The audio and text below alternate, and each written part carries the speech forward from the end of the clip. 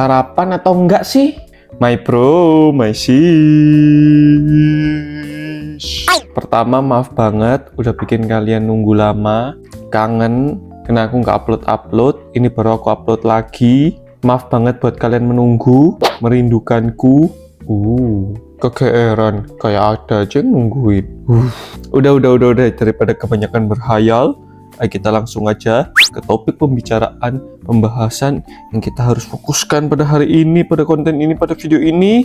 Hari ini seperti biasa aku ingin sharing salah satu kisah dari klienku, Our Fams. Aku ingin sharing pengalamannya yang always aku percaya bisa bermanfaat buat kita semua. Dimana lagi kalau bukan di SPF, bukan buat kulit, tapi sharing pengalaman Fams.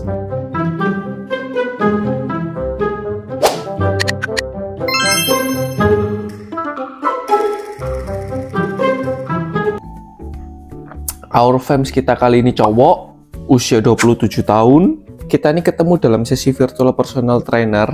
Simpelnya, sederhananya, our bro ini lagi fokus untuk nurunin berat badannya. Lebih tepatnya fat loss. Okay, we have fat loss camp. Tapi yang aku ingin fokus sharing di sini bukan di bagian dia dari proses awal benar-benar ketemu aku, terus perjalanan fat loss-nya, enggak. Bukan masalah pemilihan dan pencarian diet yang terbaik untuknya juga, atau olahraga yang tepat dan sebagainya, nggak ke sana. My bro mesis yang biasa ikutin aku kan tahu kalau aku sharing itu biasanya memang ke arah-arah sana. Tapi kali ini beda. Aku bakal ambil satu kisah di tengah-tengahnya yang menurutku bakal seru banget, bakal bagus banget kalau my bro mesis juga dengerin nih. Once upon a time.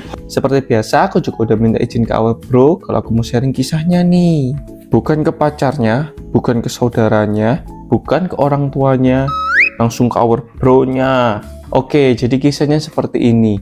Our bro dan aku, kita udah jalan journey bareng. Buat fat loss-nya our bro itu udah ada 3 bulan. Mau masuk 4 bulan nih. Program olahraga berjalan dengan baik semua, lancar. Program diet semuanya lancar banget. Oke banget nih, gak ada masalah. Our bro juga udah mulai belajar jaga kualitas tidurnya. So everything itu aman, sesuai plan, lancar, nggak ada kendala nih. Terus tiba-tiba brother itu tanya ke aku, Bro Kevin, benernya saat jalanin diet gini, itu sarapan itu benernya harus ada atau malah yang seharusnya nggak usah sarapan untuk menunjang fat loss kita? Nah, BTW yang aku programkan ke our bro ini, dietnya itu diet keto. Jadi our bro juga masih ada sarapan nih.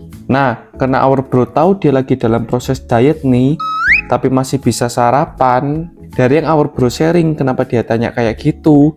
Karena dia tuh ngeliat teman-temannya nih di kantor ada yang diet juga kan, itu pada skip sarapan. I'll skip breakfast. Nah, terus kenapa dia diet? Kok malah gak skip sarapan? Dan memang waktu itu aku wajibkan sarapan. Nah, aku sharing ke our bro, kalau misalnya it depends. Kita saat jalanin diet, mau sarapan, gak sarapan itu sebenarnya bebas. Senyamannya kita, secocoknya kita tuh mainnya di mana nih. Tapi biasanya juga dipengaruhi dengan pola diet kita, program diet kita maksudku. Kalau kita intermittent fasting, jam jendela makan kita di sore atau malam hari, ya kita nggak mungkin sarapan kan. Nah, tapi kalau kita mau sarapan nih, yang always menurutku ini the best breakfast itu, yang kadar gula dan karbohidratnya tuh kecil. Kalau bisa malah nggak ada sumber karbohidrat dan gula di sarapan kita. Bro Kevin, aku biasanya kalau sarapan yang manis-manis, sereal tuh, itu malah bertenaga. So, di saat kita breakfast dengan makanan yang tinggi gula dan karbohidrat, gula darah kita naik, brain kita ini bakal rilis dopamin. Dopamin ini memberikan pleasure, sensation, seakan-akan kita berenergi, on fire. I am on fire.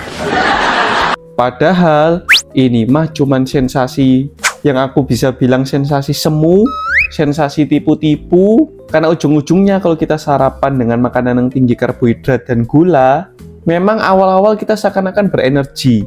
2-3 jam lagi, ujung-ujungnya kita bisa ngantuk, lemes. Aku juga udah pernah share nih di sharing kilat sehat, konten shortku. Wah, ini bisa terjadi, tapi bukan sampai situ aja.